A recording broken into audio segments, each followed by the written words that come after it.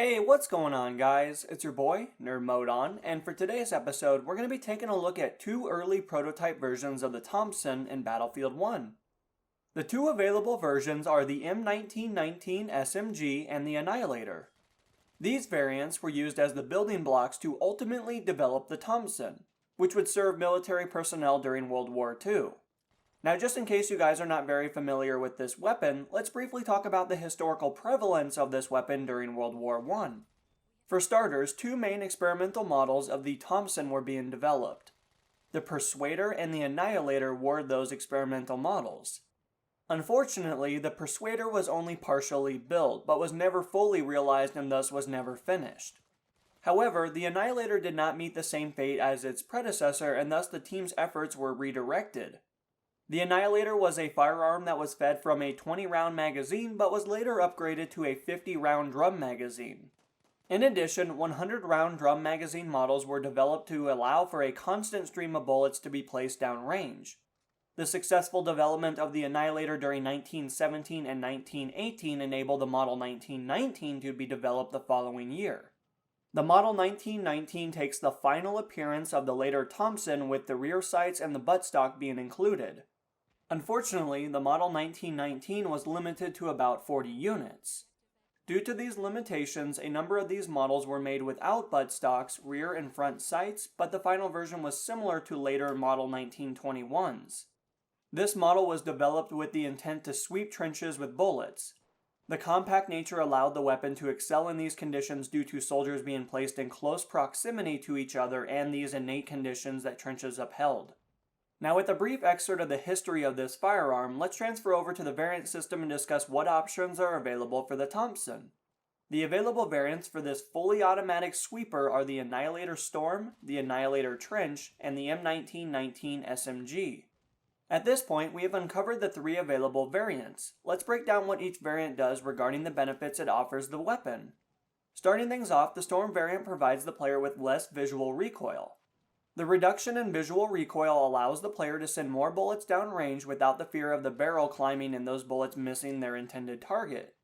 Next, the Trench variant tightens up the player's hip fire, which enables the weapon to be fired from the hip in a more accurate manner.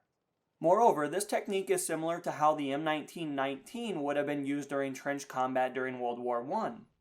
Lastly, the M1919 variant operates similar to the factory variant.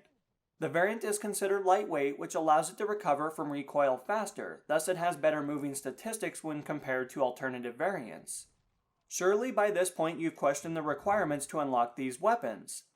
In that case, the Annihilator Trench requires the user to achieve 100 kills with primary weapons as the Assault class. Moreover, it requires 25 kills with sidearms as the Assault class. Next, the Annihilator Storm requires the user to collect 25 kills with the Annihilator Trench. Furthermore, players will need to get 10 kills with the Sickle. Lastly, the M1919 SMG can only be unlocked by pre-ordering the online Standard or Deluxe edition of Battlefield 5. At this point, we've successfully explained all the variants for this firearm. Let's transfer over to the weapon statistics and see what this weapon offers the user when compared to alternative options. It is worth noting that we'll only be discussing the information that is a constant between the variants. As you may have noticed, each variant does provide the player with specialized benefits that are unique to that variant. Starting things off, these submachine guns have a rounds per minute that clocks in at 830. This rounds per minute places this submachine gun at the upper tier for rate of fire. Because of this high rate of fire, the velocity clocks in at 380 meters per second. When comparing this velocity with other weapons in the Assault class, these compact weapons will excel in close quarters, while struggling to be effective at medium and long range engagements. With that said, the damage model does showcase that this weapon deals a maximum of 30 damage until 11 meters. Once we reach 37 meters, the bullets will be doing a minimum of 15 damage. Putting that into layman's terms, all that really means is that these sweeper SMGs will require the player to land between 2 and 7 bullets to down an individual player. For a weapon of this configuration, it's recommended to aim for center mass due to the outrageously high rate of fire. In many cases, the ROF will make it difficult to compensate for recoil, and the muzzle flash doesn't make things easier for tracking targets in fully automatic mode. Moreover, these SMGs are only granted with a limited magazine capacity that comes in at 20 rounds. If you happen to save at least one round left in the magazine, you'll only be penalized with a short reload that clocks in at a little over 2.9 seconds.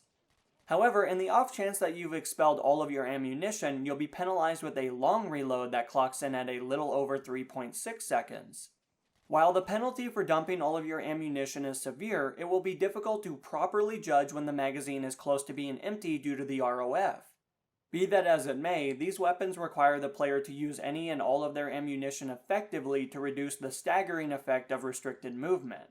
Ultimately, these SMGs possess qualities that mimic the Automatico M1918. However, the Automatico M1918 offers the player the ability to kill even faster than the Annihilator and or the M1919 SMG. Furthermore, the ease of use of the Automatico enables less experienced players the ability to collect kills on the battlefield. While the Annihilator and the M1919 SMG statistically fail to disrupt the current meta in Battlefield 1, they do offer players that are seeking a challenge the ability to work on their recoil management. Unfortunately, Battlefield 1 only allows a player to reach a certain skill ceiling before random bullet deviation and other parameters hinder their ability to move onward. With that being said, this is all the information I have for you guys. I hope you found something in the video insightful and or entertaining, but until the next episode, this has been NMO, and I'm going to be signing off, guys. Peace!